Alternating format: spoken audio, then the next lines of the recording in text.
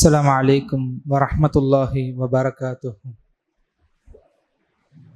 الحمد لله رب العالمين والعاقبة للمتقين.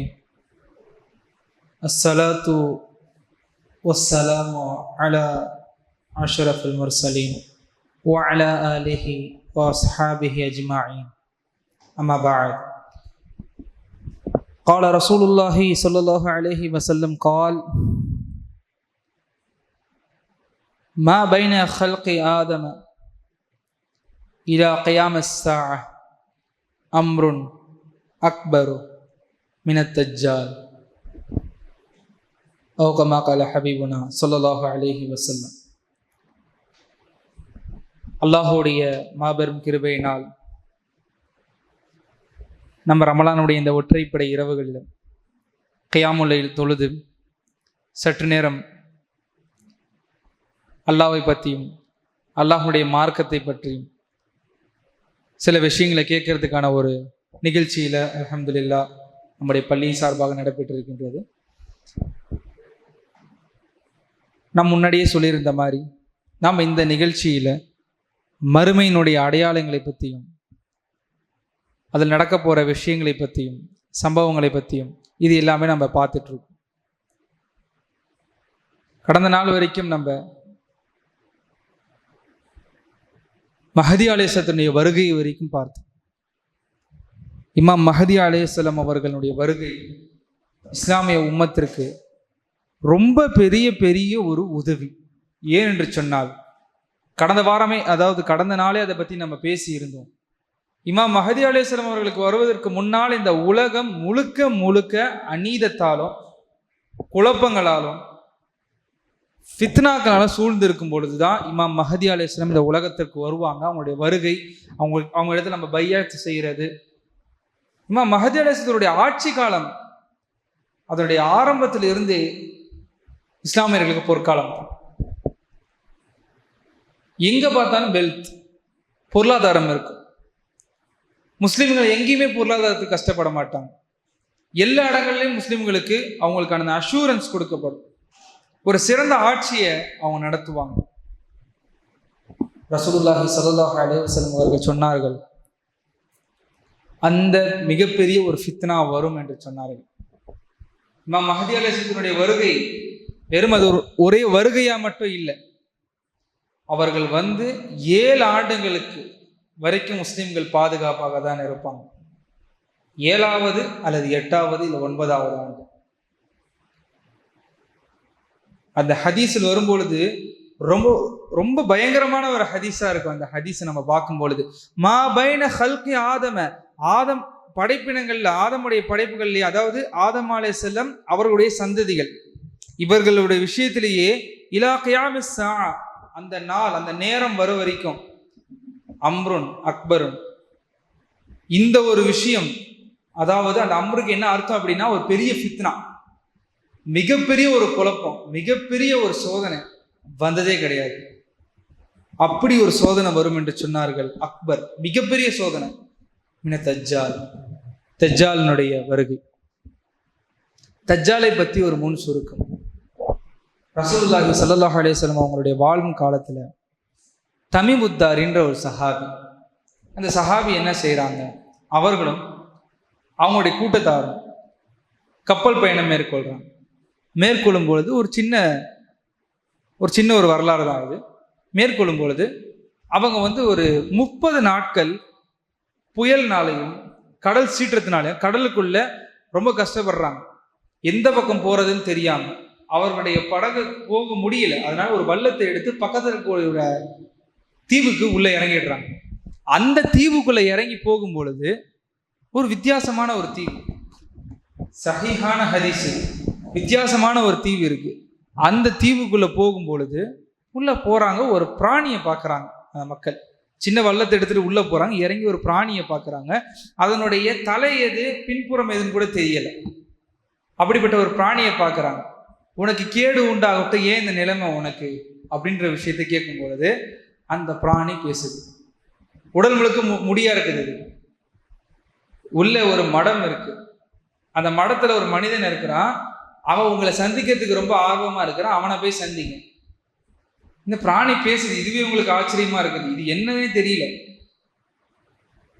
அதுவும் உள்ள வந்துட்டோம், ஏதோ இல்லைன்னா போறாங்க. அவங்களும் போனா ஒரு பயங்கரமான ஒரு உருவம், 2 கணு கைகளும் கணு கால்களும் ஒரு மாதிரியான முறையில கட்டப்பட்டு ஒரு மனிதன் மாதிரி தான் இருக்கிறான். ஆனா மிகப்பெரிய ஒரு உருவம் உட்கார்ந்து உனக்கு கேடு உண்டாகும். அங்க இருக்க எல்லாருமே பயந்துட்டாங்க. 30க்கும் மேற்பட்டவங்க இருக்கிறாங்க, பயந்துட்டாங்க அந்த உருவத்தை பார்த்து. கேடு உண்டாகட்டும், உனக்கு ஏன் அந்த நிலைமை அப்படின்னு சொல்லி பேச ஆரம்பிக்கிறான். முதல்ல அவன் பேச ஆரம்பிக்கிறான். ஃபைசான்ற ஒரு திராட்சை தோட்டம் இருக்கு, அந்த தோட்டம் எப்படி இருக்கு அப்படின்னு கேட்குறேன். நல்லா இருக்கு, மக்களுக்கு பயன் தருதா? பயன் தருது, சீக்கிரத்துல தராது. சுகூர்னு ஒரு நீர் நிலையம் இருக்கு, அது மக்களுக்கு பயன் தருதா? அதனால மக்கள் விவசாயிகள்லாம் என்ன பண்றாங்க? அதனால நல்ல பயன் தருது, இதெல்லாம் பண்றாங்க. இந்த விஷயத்தெல்லாம் கேட்கறாங்க. தபேரியான ஒரு ஏரி இருக்கு, அந்த ஏரி மக்களுக்கு பயன் தருது, பயன் தருது, அது சீக்கிரத்துல வற்றி போயிடும். அரபுகளுக்கு மத்தியில வரக்கூடிய உம்மி நபியுடைய நிலை என்ன? அவர் வந்துட்டாரா? வந்துட்டாரு. அரபுகள் அவரோட போர் செஞ்சுட்டாங்களா? போர் செஞ்சுட்டாங்க. அந்த போருடைய முடிவு எப்படி இருந்துச்சு? அரபுகள் தோத்தார்கள், அவர் ஜெயித்தார். அவருக்கு கட்டுப்படுவதே சிறந்தது. எல்லாம் இவன் சொல்லிட்டு அதுக்கப்புறம் தான் இவன் பேச ஆரம்பிக்கிறான். நான் தான் தஜ்ஜால், நான் மறுமை நாளுடைய நெருக்கத்துல வருவேன், வெளியேறி உலகம் முழுக்க சுற்றுவேன், எல்லா நகரங்களுக்கும் போவேன், 2 நகரங்களை தவிர அப்படின்றத சொல்லுவான். மக்கா, அத்-தொய்யிபா. இதை சொன்னவனே ரசூலுல்லாஹி ஸல்லல்லாஹு அலைஹி வஸல்லம் என்ன பண்ணாங்க? மிம்பர்ல இருந்தவங்க 3 வாட்டி அசாவை எடுத்து அப்படியே மிம்பர்ல 3 வாட்டி குத்துனாங்க. அத்-தொய்யிபான்றது மதீனா, மதீனத்து தொய்யிபா. இந்த 2 நகரங்களுக்குள்ள மட்டும் நான் வர மாட்டேன், மீதி எல்லா இடங்களுக்கும் போவேன் பூமியில அப்படின்னு சொன்னாங்க. ரசூலுல்லாஹி ஸல்லல்லாஹு அலைஹி வஸல்லம் அவர்கள் சொல்கின்றார்கள், மாமின் நபி இல்லா அன்தர கௌமஹு தஜ்ஜால். எந்த ஒரு நபியும் தங்களுடைய சமுதாயத்திற்கு தஜ்ஜாலை பற்றி எச்சரிக்காம இருக்குது. ஏன்னா சாதாரண ஒரு ஃபித்னா இல்லை, உலகத்திலேயே அப்படி ஒரு ஃபித்னா இதுக்கு முன்னாடி வந்ததும் இல்லை, அதுக்கு அடுத்தும் வராது. அவ்வளவு பெரிய ஃபித்னாவாக தஜ்ஜால் இருப்பான் என்று சொன்னாங்க. ரசூலுல்லாஹி ஸல்லல்லாஹு அலைஹி வஸல்லம் அவங்க தஜ்ஜாலுடைய உருவம் எப்படி இருக்கும் வரைக்கும் சொன்னாங்க, முஸ்லிம்கள் தெரிஞ்சுக்கணும் அப்படின்றதுக்காக. இன்னஹு அஅவரு வ இன்ன ரப்பக்கும் லைஸ பி அஅவர. அவன் ஒரு கண் வந்து அவனுக்கு ஒரு கண் உடையவனாக இருப்பான், 2 கண்கள், அதுல ஒரு கண்ணு தான் அவனுக்கு தெரியும், இன்னொரு கண்ணு தெரியாது. ஆனா உங்களுடைய ரப்பு ஒரு கண் உடையவன் அல்ல. இது ஏன் இப்படி சொல்லணும்? அவன் வரும்பொழுதே தன்னை ரப்புன்னு தான் வாதாடுவான், மக்களுக்கு மத்தியில தான் தான் இறைவன் வாதாடுவான். மக்தூபுன் பைன ஐனஹி காஃபிருன். இது ஒவ்வொரு முஸ்லீமும் தெரிந்து கொள்ள வேண்டும், சாதாரண ஒரு விஷயம் இல்லை. அவனுடைய நெற்றியில கஃபரா, காஃபிர்னு எழுதப்பட்டிருக்கும், காஃபிர்னு எழுதப்பட்டிருக்கும். எழுத படிக்க தெரிந்த முஸ்லீமும் சரி, எழுத படிக்க தெரியாத முஸ்லீமும் மூமினும் சரி, அவனை அவனுடைய நெற்றியிலே தெரியும். அல்லாஹ்வுடைய தூதர் ஸல்லல்லாஹு அலைஹி வஸல்லம் அவங்க சொன்னாங்க, அவனுடைய ஒரு கண் பிரச்சனையா இருக்கு, திராட்சை வடிவம் போல தொங்கி இருக்குன்னு சொன்னாங்க. அவனை நெற்றியில காஃபிர்னு எழுதப்படும் சொன்னாங்க. அவன் வயசானவனோ அப்படி இருக்க மாட்டான், ஒரு யங் மேன், வாலிபனா இருப்பான், கேர்ளாக இருக்கும். எந்த அளவுக்கு அடையாளப்படுத்துறாங்க ரசூலுல்லாஹ்னா, உம்மத்துக்கு தெரியணும் அவனுடைய சூழ்ச்சியை பத்தின்றது. மிக பயங்கரமான உடல் அமைப்பு இருக்கும். அவன் ரொம்ப வேகமா பூமியில பரவும், அப்படியே பரவி போவான். 40 நாட்கள்ல உலகத்தையே சுத்திடுவான். தஜ்ஜாலுடைய வருகையை பத்தி ரசூலுல்லாஹி ஸல்லல்லாஹு அலைஹி வஸல்லம் ஆரம்பத்துல யஹ்ருது தஜ்ஜாலு மின் குராசான், குராசானில் இருந்தா தஜ்ஜால் வெளியே வருவான். எப்படி வெளியே வருவான் என்று சொன்னால், குராசான் பகுதியிலிருந்து இஸ்ஃபஹான் சொல்லக்கூடிய ஒரு இடத்துல இருந்து 70,000 யூதர்களோட வெளியேறுவான். அந்த 70,000 யூதர்களும் பெர்ஷியாவுடைய ஷால், பாரசீகத்தினுடைய ஷால் அணிஞ்சிருப்பாங்க. அதற்கு முன்னாடி கான்ஸ்டான்டினோபிள் போர் நடக்கும். அந்த போன நாள் அந்த போரை பற்றி நாம் பேசினோம். அந்த போர் நடக்கும் பொழுது முஸ்லீம்கள் எல்லாம் ஒரு இடத்துல ஓய்வு எடுத்துட்டு இருப்பாங்க, ஒரு தோட்டத்துல தங்களுடைய வாள்களை தொங்க விட்டு இருப்பாங்க ரசூலுல்லாஹ் சொன்னாங்க. அந்த நேரத்துல திடீரென்று ஒரு சத்தம் கேட்கும், ஷைத்தான் வந்து கத்துவான், தஜ்ஜால் வந்துட்டான் அப்படின்னு சொல்லி. ஆனா தஜ்ஜால் அப்போ வந்திருக்க மாட்டான். இது தெரிந்த மக்கள் சில பேர் விரண்டு ஓடிடுவார்கள். இவர்கள் தான் அந்த போர்ல இருந்து விரண்டு ஓடி, ஏன்னா இவங்க எல்லாம் பெரும்பாலும் ஷாமோடைய பகுதியிலிருந்து அங்க போருக்கு போனவங்க. தஜ்ஜால் இந்த ஷாமுடைய பகுதிக்கு வந்துட்டான் அப்படின்னு சொல்லி திரும்பி வருவார்கள். ஆனால் தஜ்ஜால் அங்கே வந்திருக்க மாட்டான். கான்ஸ்டான்டினோப்பிளுடைய போரை, அதாவது இஸ்தான்புலை முஸ்லிம்கள் ஜெயித்தவுடன் தஜ்ஜால் வெளியேறுவான். இது எல்லாமே நீங்க அப்படியே ஒன்றோடு ஒன்று இணைத்து பார்க்கும் பொழுது அல்லாஹ்வுடைய உதவி வந்து இமாம் மஹதி அலைஹிஸ்ஸலாம் அவருடைய வருகை வந்த உடனே முஸ்லிம்கள் பழையபடி ஹிலாஃபத்தினுடைய ஆட்சி கீழே வரும் பொழுது முஸ்லிம்கள் ஒன்றுபட்டு இருப்பார்கள். இதற்கு மேல நம்ம விட முடியாதுன்னு சொல்லி இந்த ஷைத்தானிய கூட்டத்திகள் எல்லாம் கண்ட்ரோல் பண்ணிட்டு இருக்க இவன் வெளியேறுவான். தஜ்ஜால் வெளியேறுவான். இவன் முதல் வந்த உடனே மக்கா நகரத்தை நோக்கி போகும். அவனுடைய பாதை அதவாக தான் இருக்கும். அதை நோக்கி வேகமா போவான். ஆனா மக்காவில் அவனுக்கு அனுமதி கிடையாது. அங்க மலக்குகள் சுத்தி இருப்பாங்க மக்காவை சுத்தி. அதனால மலக்குகள் அவனை அனுமதிக்க மாட்டான். அங்கிருந்து மதினாவை நோக்கி போகுவான். மதினாவை நோக்கி போகும் பொழுது அந்த இடத்தில் சொன்னார்கள், அவன் உஹது மலையில் இருப்பான். உஹது மலைக்கு வந்து உஹது மலையிலிருந்து மஸ்ஜித் நபவியை பார்த்து இந்த வெள்ளை நிற கோட்டை யாருடையதுன்னு கேட்பான். அன்னைக்கு சொல்லும் பொழுது ரசூலுல்லாஹி ஸல்லல்லாஹு அலைஹி வஸல்லம் அவர்கள் சொல்லும் பொழுது வெறும் பனை ஓலைகளால் செய்யப்பட்ட மஸ்ஜித், தர கூட கிடையாது மஸ்ஜித் நபவிக்கு. ஆனா ரசூலுல்லாஹ் அன்னைக்கு சொன்னாங்க, இந்த வெள்ளை மாளிகை யாருடையதுன்னு தஜ்ஜால் கேட்பான். முஹம்மது ரசூலுல்லாஹி ஸல்லல்லாஹு அலைஹி வஸல்லம் அவர்களுடைய கோட்டை என்று சொல்லப்படும். அவனுக்கு மதினாவிலையும் அவனுக்கு அனுமதி வராது. மதினாவுக்கு வெளியிருந்து 3 பூகம்பங்களை ஏற்படுத்துவான். கிதாபுகளில் வருது, ஹதீஸில் வருகின்ற விஷயங்களை கொண்டு வராங்க. மதினாவில் இருக்கக்கூடிய காஃபிர்களும் முனாஃபிகளும் வெளியே வருவாங்க. ஹராமுக்குள்ள காஃபிர்களுக்கு அனுமதி கிடையாது, முனாஃபிகள் தெரியாது. காஃபிர்கள் எப்படி? நாம் காஃபிர் என்றால் என்ன நினைத்துக் கொண்டிருக்கோம் என்று சொன்னால், முஸ்லீம் அல்லாத வேற மதத்தை பின்பற்றுவோம்னா காஃபிர் நம்ம நினைச்சிட்டு இருக்கோம். மாறாக அப்படி இல்லை. முஸ்லீமுடைய பெயரில் இருந்தும் அல்லாஹ்வுடைய கட்டளையை ஒருத்தர் மறுக்கிறார் என்று சொன்னால் அவர் காஃபிர் தான். அதை செய்யணுன்ற எண்ணம் இருக்குது, அது பாவம் தெரியுது, அவரால் செய்ய முடியாம இருக்கிறாருன்னு சொன்னா அவர் ஃபாசிக், அவர் ஒரு பாவி. அல்லாஹ்வுடைய கட்டளை என்று எனக்கு நல்லா தெரியும், நான் எதுக்கு அந்த கட்டளையை செய்யணும்? இந்த மனநிலை உள்ளவன் காஃபிர். வெளியேறுவார்கள் அப்படின்னு ரசூலுல்லாஹி ஸல்லல்லாஹு அலைஹி வஸல்லம் சொன்னார்கள். அந்த நாளில், அதாவது அந்த தஜ்ஜாலுடைய 40 நாட்கள் இந்த பூமி மேல இருப்பான். அவன் கட்டளையிட்டால் வானத்திலிருந்து மழை பெய்யும். ஃபர்ஸ்ட் விஷயம், மழை பெய்யுன்னு சொன்னால் மழை பெய்யும். அவன் கையில ஒரு கையில சொர்க்கத்தையும் இன்னொரு கையில நரகத்தையும் வச்சிருப்பான். ஒரு கையில சொர்க்கம் இருக்கும், இன்னொரு கையில நரகம் இருக்கும். ரசூலுல்லாஹி ஸல்லல்லாஹு அலைஹி வஸல்லம் அவர்கள் சொன்னார்கள், அவன் எதை சொர்க்கம் என்று காட்டுகின்றானோ அது கொழுந்து விட்டு நரகம். அவன் எதை நரகம் என்று காட்டிக் கொண்டானோ அது குளிர்ந்த தண்ணி. முஸ்லிம்கள் ஒரு கால் வந்து விட்டு பார்த்துட்டீங்க, அவனை சந்திச்சிட்டீங்க அப்படின்னு சொன்னா நீங்க அதற்குள்ள குதித்து விடுங்க, அதற்குள்ள உங்களை தலையை விட்டுடுங்க, அதற்குள்ள குளிர்ந்த நீர் இருக்கும் அப்படின்னு ரசூலுல்லாஹி ஸல்லல்லாஹு அலைஹி வஸல்லம் அவர்கள் சொன்னார்கள். ரசூலுல்லாஹ் இன்னொரு வார்த்தையும் சொன்னார்கள், தஜ்ஜால் வந்து விட்டான்ற ஒரு செய்தி உங்களுக்கு தெளிவா வந்து விட்டது என்று சொன்னால் ஓடுங்கள், அந்த இடத்துல இருக்கக்கூடாது, அவனை சந்திக்கணும், அவனை சந்திக்கவே கூடாது என்று சொன்னார்கள். நீங்க நேர்வழி பெற்ற ஆளா இருந்தாலும் சரி, நீங்க பெரிய ஆலிமா இருந்தாலும் சரி, இரையச்சம் உடையவராக இருந்தாலும் சரி, வேண்டாம், மறைஞ்சு போயிடுங்க, பாதுகாப்பான இடங்களை நோக்கி போயிடுங்க. முதல் பாதுகாப்பான இடம் என்பது மக்கா, மதீனா. இந்த 2 இடங்கள் தான். அங்க போக முடியாதவர்களுக்கு பாதுகாப்பும் அல்லாஹ்வுடைய திருத்தூதர் அவர்கள் சொல்லிக் கொடுத்திருக்கின்றார்கள் என்ன செய்யணும் அப்படின்னு. அவன் கைவசம்தான் உணவும் பொருளாதாரமும் இருக்கும். அவன் ஒரு ஊருக்கு போகுவான், அந்த ஊருக்கு போய் தன்னுடைய அந்த மக்களிடத்துல தன்னை ரப்புன்னு வாதாடுவான்.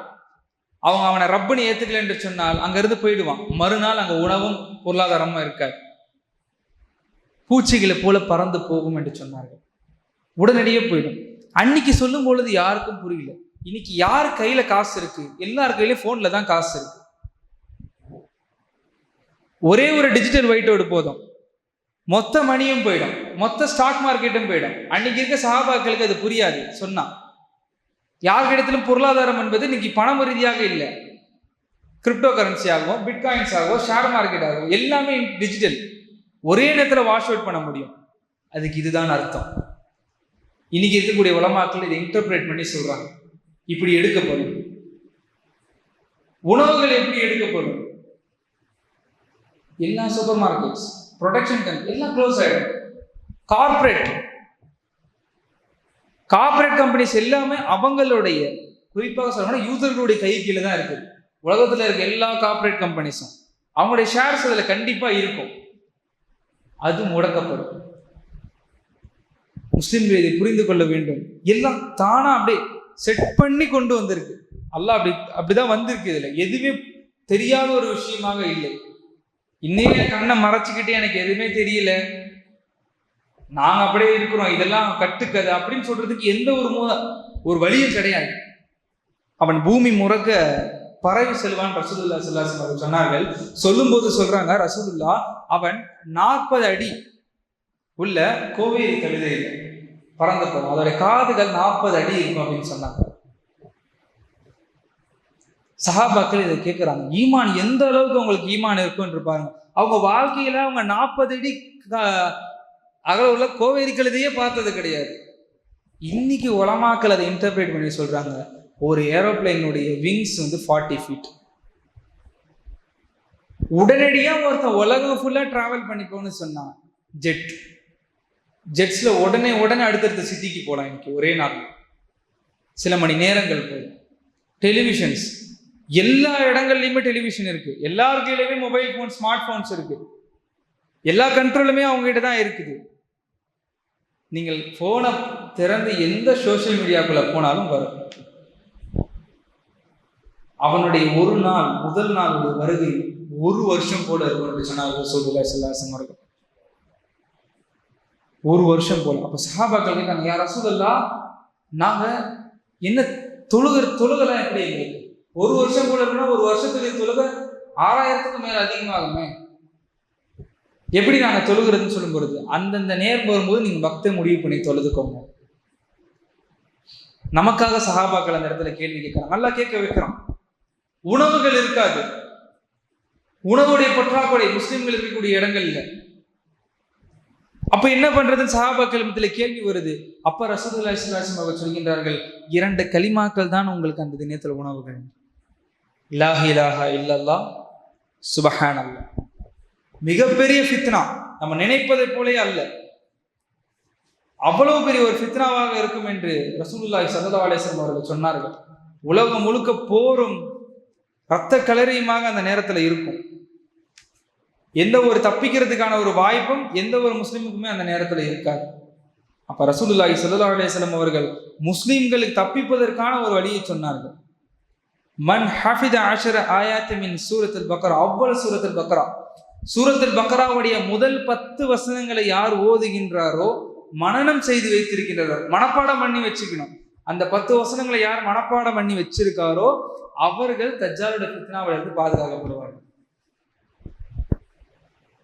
அவன் ஒரு ஊருக்கு போகும் பொழுது தன்னை ரப்பென்று முதல்ல மசீஹ் என்று தன்னை வாதாடு. மசீஹ தஜ்ஜால், மசீஹ் என்று யாருக்கு சொல்லப்படும்?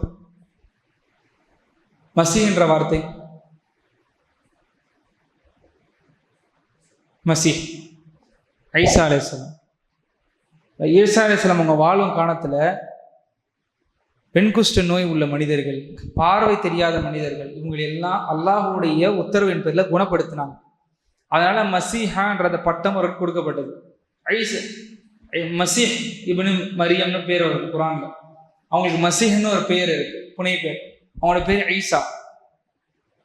இந்த பேரை அவன் சூட்டுவான். தன்னை முதல்ல மசீஹ் என்று வாதாடுவான். நான் தான் ஈசா அலைஹிஸ்ஸலாம் அப்படின்னு. மொத்த கிறிஸ்துவர்களும் பின்னாடி போவாங்க. ஏன்னா எல்லா கிறிஸ்துவர்களும் ஈசா அலைஹிஸ்ஸலாமுடைய 2ஆம் வருகைக்கு காத்திருக்கிறாங்க. ஆயிரக்கணக்கான வருஷமா காத்துட்டு இருக்காங்க. Jesus will come back, Jesus will come soon. பல இடத்துல இந்த ஸ்லோகனை நீங்க பார்த்துருப்பீங்க. வந்த உடனே இவன் தானே ஈசா அலைஹிஸ்ஸலாம் என்று சொல்லி கிறிஸ்துவர்கள் எல்லாம் பின்னாடி போவாங்க. இப்ப அடுத்த ஏற்கனவே யூதர்கள் அவன் பின்னாடி தான் இருப்பாங்க. அடுத்த டார்கெட் முஸ்லிம். இஸ்லாமியரிடத்தில் வரும் பொழுது அவன் பல சூழ்ச்சிகளை செய்வான்.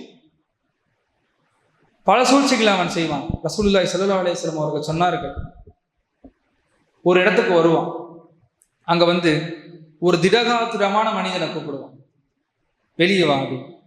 அங்க வந்த உடனே அந்த மனிதனை பார்த்து அவனை நிக்க வச்சு அவனுடைய வாளால 2 கூறா வெட்டுவான். 2ஆ வெட்டுவான், 2ஆ பிளக்கும். 2 மலைகளுடைய ஓரத்துல அப்படி போடுவான். போட்டு மறுபடியும் சேரன்வான். அவன் சிரித்த வாலிபனாக அப்படியே சிரிச்சு வெளியே எந்திரிச்சு வருவான். இது எல்லாரும் பார்ப்பாங்க மக்கள். இதுல பல பேர் அவனுடைய ஃபித்னால விழுந்துருவாங்க. ரசூலுல்லாஹி ஸல்லல்லாஹு அலைஹி வஸல்லம் இந்த மாதிரி பல சூழ்ச்சிகள் நடக்கும். அந்த நேரத்துல இதே மாதிரி ஒரு மனிதனை அவன் செய்யும் பொழுது மூமின்கள்லேயே அந்த நாள்ல அவர்தான் மிகவும் இறையச்சம் உடையவர், அவரை விட சிறந்தவர் வேறு யாருமே இல்லை அப்படின்னு சொல்லி ரசூலுல்லாஹி ஸல்லல்லாஹு அலைஹி வஸல்லம் சொன்னார்கள். இதே மாதிரி அவரை கூப்பிடுவான். அவரை கூப்பிட்டு இதே மாதிரி செஞ்சு 2 துண்டாக அவரை பிறந்து மறுபடியும் ஆக்கும். முதல்ல இவர் யார் என்று சொன்னா இவர் மதீனாவாசி, மதீனால தான் இந்த சம்பவம் நடக்கும். இதே மாதிரி பண்ணும்போது அவர் ஒத்துக்க மாட்டார். முதலே ரப்புன்னு ஒத்துக்க மாட்டார். 2 துண்டை ஆக்கி மறுபடியும் சேர்ப்பான். அப்போ அவர் சொல்லுவாரு, நீ மறுபடியும் இதை பண்ணிக்காம. அவனுக்கு ஒரு முறை தான் அல்ல அனுமதி கொடுத்துருக்கான். இந்த சோதனை என்பது வேற யாருக்கிட்ட இருந்தும் நமக்கு வரல, மாறாக இது அல்லாஹ்விடத்திலிருந்து நமக்கு வந்த சோதனை. நன்மையும் தீமையும் வேற. இப்ப நன்மை வந்து அல்லாஹ் கிட்ட இருந்து வருது, தீமை வந்து அல்லாஹ் கிட்ட இருந்து வருதுன்றது அப்படி நினைக்கிறதே முட்டாள்தனம். அது ஈமானுடைய ஒரு கொள்கை. நம்முடைய ஈமானுடைய கொள்கை என்பது நன்மை தீமை என்பது அல்லாஹ்வுடைய புறத்திலிருந்து தான் வருது. இந்த ஃபித்னாவும் அல்லாஹ் ஏற்படுத்தியது தான். அல்லாஹ் எதை நாடி இருக்கானோ அதை மட்டும்தான் அவன் செய்வான். எல்லாத்தையுமே அவனால செய்ய முடியாது. உடனே அவரை கொன்று விடுவான் அவன். இப்படியே போகும். ஒரு கட்டத்திற்கு மேல 40 நாட்கள் உலகம் முழுக்க சுற்றி முதல் மக்காவை நோக்கி அவனுடைய பயணமானது இருக்கும். அங்கிருந்து திருப்பி விடப்படும். மதீனால இந்த சம்பவம் நடக்கும். மதீனால அவனை யாரும் ஈமான் கொள்ள மாட்டாங்க. மறுபடியும் அவன் பைத்துல் முகத்தஸை நோக்கி நடப்பான். மஸ்ஜிதுல் அக்ஸா ஜெருசலத்தை நோக்கி நடப்பான். அவனுடைய படைகள் போகும். உலகம் ஃபுல்லா இந்த குழப்பங்கள் நடந்துகிட்டே இருக்கும். 40வது நாள் மஹதி அலைஹிஸ்ஸலாம் அவர்களும் அன்றைய முஸ்லிம்களும் டிமிஷ்கில் உள்ள வெள்ளை மினாரா கொண்ட பள்ளிவாசலில் இருப்பாங்க. டிமிஷ்க் என்று சொன்னால் டெமஸ்கஸ், சிரியாவுடைய தலைநகரம். திரும்ப திரும்ப அந்த இடத்துக்கு தான் வரும். தலைநகரில் இருக்கும் பொழுது ஃபஜருடைய தொழுகை எதிர்பார்த்து முஸ்லிம்கள் இருப்பார்கள். ஃபஜருக்கான அதான் சொல்லப்படும், பாங்கு சொல்லப்படும். இகாமத்து சொல்வதற்குள் உலகமே எதிர்பார்த்த அந்த உதவி முஸ்லிம்களுக்கு வரும். ரசூலுல்லாஹி ஸல்லல்லாஹு அலைஹி வஸல்லம் அவர்கள் சொன்னார்கள், வ இன்னஹு லஇல்முஸ் லிஸ்ஸாஅ. இது குர்ஆனுடைய வசனம். நிச்சயமாக மறுமை நாளுடைய அடையாளத்தில் அவர் ஒருத்தர். வ இன்னஹு லஇல்மு லிஸ்ஸாஅ. மறுமை நாளுடைய அந்த விஷயங்கள்ல இவர் ஒரு முக்கியமான ஒரு அடையாளம். ஏன் என்று சொன்னால், யூதர்களாக இருக்கட்டும், கிறிஸ்துவர்களாக இருக்கட்டும், அவர்களுடைய வழி நம்பிக்கையின்படி ஜூடாஸ் இஸ்காரியோட் அப்படின்னு சொல்லக்கூடிய ஒரு நபர், இஸ்காரியோட், ஜூடாஸ் யூதன், ஜூடாஸ் அவர் ஈசா அலைஹிஸ்ஸலாம் அவர்களை சொற்ப காசுகளுக்காக காட்டி கொடுத்தார். ரோமர்களிடத்துல இவர்கள் போய் ஈசா அலைஹிஸ்ஸலாத்தை பத்தி இந்த மாதிரி தவறா செய்கிறார், உங்களுக்கு கடவுளுக்கு எதிராக பேசுறாரு அப்படின்னு சொல்லி ரோமர்களை யூதர்கள் தூண்டிவிட்டு ரோம படையினர் வந்து ஈசா அலைஹிஸ்ஸலாத்தை அவர்கள் கொலை செய்ய வருவார்கள்.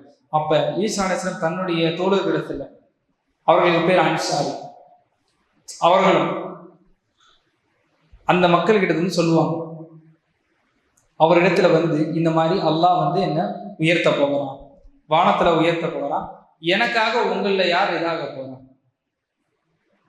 கொலை செய்யப்பட போறான் அப்படின்ற ஒரு விஷயத்தை கேட்கிறான். அப்போ அங்க இருந்த ஈசா அலைஹிஸ்ஸலாமுடைய தோழர்கள் சிலர் அவங்க வந்து இது பண்ணிடுறாங்க. இது எல்லாமே நடக்குது. இது நடக்கும் பொழுது ஈசா அலைஹிஸ்ஸலாம் அவர்களை தேடி கொலை செய்வதற்காக போகின்றாங்க. அப்ப இந்த காட்டி கொடுக்கக்கூடிய நபர் அந்த இடத்துக்குள் நுழைந்து விடுகின்றார். ஈசா அலைஹிஸ்ஸலாம் அவர்களும் அங்க இருக்கிறாங்க, இந்த நபர் இருக்கிறாங்க. இந்த படை வீரர்கள் உள்ள வருவதற்குள் அந்த நபருடைய முகம் மாற்றப்பட்டுள்ளது. ஈசா அலைஹிஸ்ஸலாம் முகம் போன்று ஈசா அலைஹிஸ்ஸலாம் அவர்களை வானத்தில் உயர்த்தி விட்டார் அல்லாஹ். அதைதான் அல்லாஹ் குர்ஆனில் சொல்லினான், வமா கதலூஹு வமா ஸலபூஹு. அவர் கொலை செய்யப்படவும் இல்லை, அவர் சிறுவலி ஏற்படவும் இல்லை. உள்ள போய் இவங்க அவங்கள கொல்லவும் இல்லை. கிறிஸ்துவர்கள் எல்லாம் நம்பிக்கொண்டு இருக்கிற மாதிரி சிலுவையில ஏற்றப்பட்டு, சிலுவையில் அவங்கள வதம் செய்யப்பட்டு சிலுவையில ஏற்றப்படலை. இது இரண்டும் நடக்கல. அவங்க குழம்பி விட்டார்கள். இந்த விஷயத்தை அல்லாஹ் தெளிவாக குர்ஆனில் சொல்கின்றான். ஈசா அலைஹிஸ்ஸலாம் அவர்கள் வருவார்கள். ஒரு மினாராவை சொன்னார்கள் ரசூலுல்லாஹ், இந்த மினாராவில், ஒரு வெள்ளை மினாராவில் இறங்குவார்கள். சிவப்பு நிற ஆடை அணிந்திருப்பார்கள். சிவப்பு நிற ஆடை, நீளமான அவர்களுக்கு முடி இருக்கும். அவர்கள் நெத்தியை உயர்த்தினால் அவர்களுடைய நெத்தியில் வேர்வை முத்து முத்துகளாக தெரியும். எந்த அளவுக்கு காட்சிப்படுத்துறாங்க!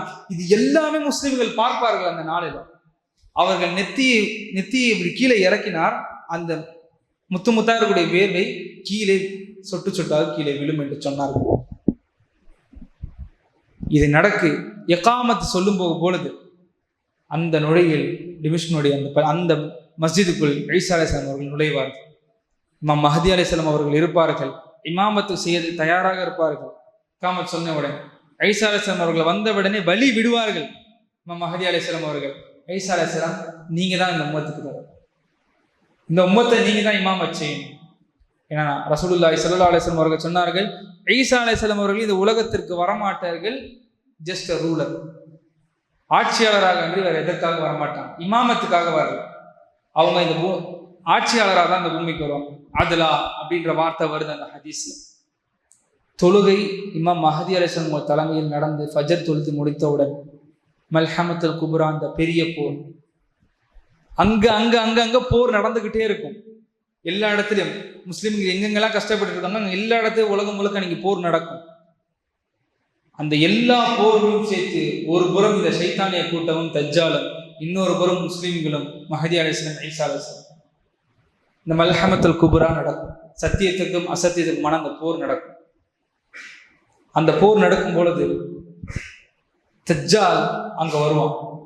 சரியாக எந்த இடம் என்று சொன்னால், இன்னைக்கு இஸ்ரேலில் இருக்கக்கூடிய பாபி லூத் அலைஹிஸ்ஸலாம் அவர்களுடைய மன்னரை இருக்கக்கூடிய அந்த இடம், அவங்களுடைய கபர் இருக்கக்கூடிய இடம்,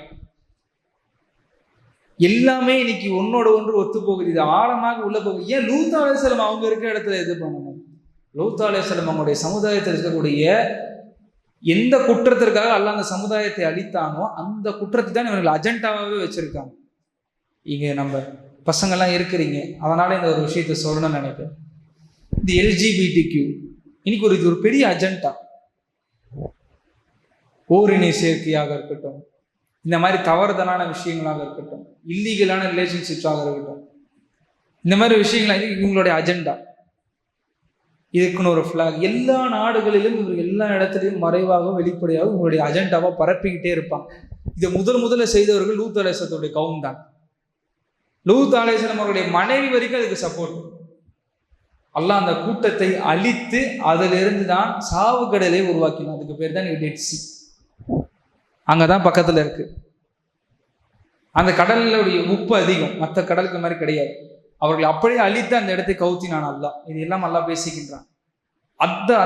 அந்த இடமா லூத் அலைஹிஸ்ஸலாம் அவருடைய மக்பரா இருக்கக்கூடிய இடத்தில் ஈசா அலைஹிஸ்ஸலாம் அவர்களும் தஜ்ஜாலுடைய சந்திப்பு இருக்கும். தஜ்ஜாலுக்கு தெரியும், ஈசா அலைஹிஸ்ஸலாம் அவர்களுக்கும் தெரியும் முடிவு எப்படி இருக்கும். இரண்டு பேருமே ஒரு மிஷினுக்காக அனுப்பப்பட்டவங்க. அவன் எதற்காக அனுப்பப்பட்டான் என்று சொன்னால் நம்மளை வெளிக்கெடுப்பதற்காக. ஈசா அலைஹிஸ்ஸலாம் எதற்காக அனுப்பப்பட்டார் என்று சொன்னால் நம்மளை காப்பாற்றுவதற்காக. ஈசா அலைஹிஸ்ஸலாம் அவர்களை பார்த்த உடனே உப்பில் தண்ணி கரைவதை போல தஜ்ஜால் கரைவான் என்று சொன்னார்கள் ரசூலுல்லாஹி ஸல்லல்லாஹு அலைஹி வஸல்லம். உப்புல தண்ணி போட்டா என்ன ஆகும்? கரைஞ்சிரும். இதுவே தெரியாது. அதுக்கு என்ன அர்த்தம் என்று சொன்னால் அவனுடைய அனைத்து ஆற்றல்களும் மறைந்து விடும். அவன் விரண்டு ஓடுவான். ஈசா அலைஹிஸ்ஸலாம் அவர்களை பார்த்த உடனே ஈசா அலைஹிஸ்ஸலாம் அவனை துரத்தி சென்று அவனை கொன்று விடுவார்கள். ஈசா அலைஹிஸ்ஸலாம் அவர்கள் அவர்களை கொன்று அவனுடைய இன்னொரு அறிவிப்பில் வருகின்றது, அவனுடைய ரத்தத்தை மக்களுக்கு காட்டுவார்கள். இப்படி குத்தி கொலை செய்யப்படக்கூடிய ஒருவன் உங்களுடைய இறைவன் ஆகுவானா? தன்னையும் இறைவன் சொல்லிட்டு இருந்த அந்த மக்களுக்கும் புரிய வைப்பாங்க, நான் இறைவன் இல்லை, நான் அல்லாஹ்வுடைய தூதர் தான் அப்படின்றது. அவனை பின்பற்றி போனவர்களையும் அவனே இறைவன் கிடையாது, அவனும் அல்லாஹ்வால படைக்கப்பட்ட ஒருத்தன் தான் அப்படின்ற விஷயங்கள் எல்லாம் ஈசா அலைஹிஸ்ஸலாம் அவர்கள் சொல்லுவார்கள். ஈசா அலைஹிஸ்ஸலாம் அவர்கள் வந்த உடனே இது மல்ஹமத்துல் குப்ரா, இந்த பெரிய போர் நடந்து முடிக்கும். இதற்கிடையில பல போர்கள் நடந்திருக்கும். அதெல்லாம் நமக்கு நேரம் குறைவா இருக்கனால அதை பேச முடியல. உலகம் முழுக்க ஈசா அலைஹிஸ்ஸலாம் அவர்கள் அமைதியை நிலைநாட்டுவார்கள். எல்லா இடத்துலையும் போர்களை நிறுத்துவாங்க. ஈசா அலைஹிஸ்ஸலாம் அவர்கள் நீதத்தை கொண்டு உலகத்தை ஆட்சி செய்வார்கள். கிறிஸ்தவர்களும் இதை தான் ஈமான் கொள்கிறாங்க. ஆனால் அவங்களுக்கும் நமக்கு என்ன வித்தியாசம் என்று சொன்னால், அவர்களை ஈசா அலைஹிஸ்ஸலாம் அவர்களை ரப் என்று, இறைவன் என்று இந்த கருத்துல நிற்கிறாங்க. நம்ம அதுல நிக்கல. அவர்கள் இறை தூதராக அனுப்பப்பட்டார்கள். இப்போ அவர் ஆட்சியாளராக அனுப்பப்பட்டிருக்காங்க. நீதமா ஆட்சி செய்பவரா இருப்பாங்க. எல்லா சிலுவைகளையும் உடைப்பார்கள். உலகத்தில் இருக்க எந்த சிலுவைகளை வைத்து இந்த விஷயம் எல்லா சிலுவைகளையும் உடைப்பாங்க. ஜஸியாவை எடுத்துருவாங்க. ஜஸியா என்று என்னவென்று சொன்னால், இஸ்லாம் அல்லாத மக்கள் இஸ்லாமிய மண்ணுக்குள்ள வாழணும்னு சொன்னா ஒன்னு அவங்க இஸ்லாத்தை ஏத்துக்கணும்,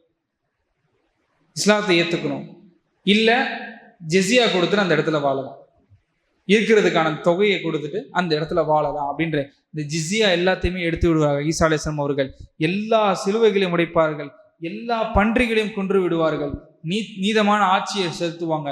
ஒன்று முஸ்லீமாக இருக்கணும். இந்த ஒரு கூற்றுக்குள்ள உலகத்தில் இருக்கக்கூடிய மிகப்பெரிய ஃபித்னா அந்த நாளோடு முடிவடையும். அதோடு முஸ்லீம்களுக்கு இதுக்கப்புறம் சோதனைகள் இருக்குது. அது இன்ஷா அல்லாஹ் அதை பற்றி நம்ம பேசுறதுக்கு அடுத்தடுத்த நாட்களில் பேசுவோம். ஆனால் ரசூலுல்லாஹி ஸல்லல்லாஹு அலைஹி வஸல்லம் அவர்கள் ஒரு விஷயத்தை சொன்னார்கள், நாம் இதை மனதில் வைத்துக் கொள்ள வேண்டும். தஜ்ஜாலை கண்டு உங்களுடைய காலத்தில் தஜ்ஜால் வந்து விட்டான் என்று சொன்னார், நீங்கள் அவனை விட்டும் விலகி போயிடுங்க, அவன் பக்கத்திலேயே போகாதீங்க. ஏன் என்று சொன்னால் அவனை யார் பின்பற்றுவார்கள் என்று ரசூலுல்லாஹ் இப்படி சொன்னார்கள். ஒரு ஈமான் கொண்டு இருக்கிறார், முஸ்லீமா இருக்கிறாரு, இறை நம்பிக்கையாளரா இருக்கிறாரு, அப்படியே இருந்தாலும் அவர் உள்ளத்தில் தோன்றக்கூடிய அந்த சந்தேகமே அவனை பின்பற்ற வச்சோம். இவன் இருக்கக்கூடுமோ இவன் சொல்ற மாதிரி. அல்லாஹ் பாதுகாக்க வேண்டும் சகோதரர்களே. சாதாரண ஒரு ஃபித்னா அல்ல. உலகத்தில் நடக்கக்கூடிய ஒவ்வொரு விஷயங்களும் இந்த ஒரு விஷயத்திற்காக தான் நடக்கின்றது என்று முஸ்லிம்கள் பலரும் இதை பற்றி ஒரு அவேர்னஸே இல்லாம இருக்கிறாங்க. அதை சொல்ல வேண்டும் என்ற ஒரு நல்ல நோக்கத்தில் தான் ரமலானுடைய இந்த கடைசி இரவுல இதை பத்தி தெரிஞ்சுக்கணும், இதை பத்தி நீங்க ரிசர்ச் பண்ணணும், டிஸ்கஸ் பண்ணணும். என்ன மாதிரி இருக்கு நீங்க தேடணும். தனிப்பட்ட முறையில் இருக்கிற சயின்டிபிக் ஆதாரங்களாக இருக்கட்டும், இஸ்லாமிய சார்ந்த விஷயங்களாக இருக்கட்டும், இது எல்லாம் நீங்க ஒன்றிணைச்சு பார்த்தா நீங்க ஒரு கன்க்ளூஷனுக்கு வந்துடுவீங்க. உலகம் இதற்கான ஒரு அஜெண்டால தான் இயங்கிட்டு இருக்கு. அது வியாபாரமாக இருக்கட்டும், தொழில்துறைகளாக இருக்கட்டும், ஒரு கல்வியாக இருக்கட்டும், எல்லாமே இதற்கு பின்னாடி இருக்கக்கூடிய ஒரு அஜெண்டாக்குள்ளது. அரசியல் எல்லாமே இதுக்கு பின்னாடி தான் இயங்கிட்டு இருக்கு அப்படின்ற ஒரு விஷயத்தை நம்ம தெரிஞ்சுக்க முடியும் சகோதரர்களே. நம்முடைய உள்ளங்களில் இந்த சந்தேகம் வராமல் அல்லாஹ் பாதுகாப்பானாக. நம்முடைய காலத்தில் வராமல் அல்லாஹ் நம்மளை பாதுகாப்பானாக. அவனுடைய ஃபித்னாக்கள் இருந்து நம்மளை பாதுகாத்து அருள் புரிவானாக. நம்முடைய காலத்தில் நம்ம வரக்கூடிய ஒரு சூழ்நிலை ஏற்பட்டு விட்டது என்று சொன்னால் அல்லாஹ் நம்மளை பாதுகாக்க வேண்டும். அல்லாஹ்வுடைய தூதர் எந்தெந்த வகையிலெல்லாம் நம்மளை பாதுகாத்துக்க சொன்னார்களோ, ஒன்று நம்ம அந்த இடங்கள்ல போகணும், மக்காவோ இல்லை மதீனாவுடைய இடத்திற்கு போகணும் பாதுகாக்க வேண்டும் என்று சொன்னாங்க. இல்லை என்று சொன்னால் நம்மளுடைய இருக்கிற இடங்கள்லேயே சூராவுல் கஹ்ஃபினுடைய முதல் 10 வசனங்களை மனனம் செய்து நம்மளை நாம் பாதுகாத்து கொள்ள வேண்டும். நாம் இதை பற்றி பேச வேண்டியது காரணம் என்ன சொன்னால், அந்த காலத்தில் வரும், எந்த காலத்தில் வரும் நமக்கு தெரியாது, எப்போ நடக்கும் நமக்கு தெரியாது. நாம் தான் நம்மளை சார்ந்தவர்களையும் நம்ம சுற்றியுள்ளவர்களையும் பாதுகாக்க வேண்டும். அதுக்கு முதல்ல நம்ம இதை பற்றி நிறைய தெரிஞ்சுக்கணும். இது ஒரு ஸ்டார்டிங் மட்டும்தான். இந்த மாதிரிலாம் நடக்கும்னு சொன்னதுக்கு காரணம் இதை பற்றி நீங்கள் தெரிஞ்சு கொள்ள வேண்டும். இதை பற்றி படிக்கணும், இது சம்மந்தப்பட்டிருக்கக்கூடிய விஷயங்களை படிக்கணும். அப்போ தானாகவே உங்களுக்கு வந்துவிடும் இஸ்லாம் எதையெல்லாம் நமக்கு பாதுகாக்கின்றது. இவங்களுடைய எல்லா அஜெண்டாக்களுக்கும் எதிராக இஸ்லாம் இருக்கும். இவர்கள் இல்லீகலான உறவுகளை, அதாவது தவறான உறவுகளை இது பண்ணுவாங்க, என்கரேஜ் பண்ணுவாங்க. திருமணத்தை பற்றி சொல்ல மாட்டாங்க, வட்டியை முதன்மையாக்குவாங்க, தவறான விஷயங்களை முதன்மையாக்குவாங்க. இஸ்லாம் இதற்கு அகெயின்ஸ்டா நிற்கும். அப்போ நமக்கு இதை படிக்கும் பொழுது, இதை பற்றி ஆழமாக உள்ளே போகும்போதுன்னு தெரியும் ஏன் இந்த மாதிரி இருக்குது, ஏன் இஸ்லாம் இதற்கு எதிராக நிற்குது. நீங்கள் உள்ளே போய் பார்த்தீங்கன்னா இதுக்கு எல்லா குழப்பங்கள் தானே இருக்கு. உலகம் முழுக்க இன்னைக்கு குழப்பமாக இருக்கிறதுக்கான காரணம் என்பது இவங்களுடைய அஜெண்டாக்கள்.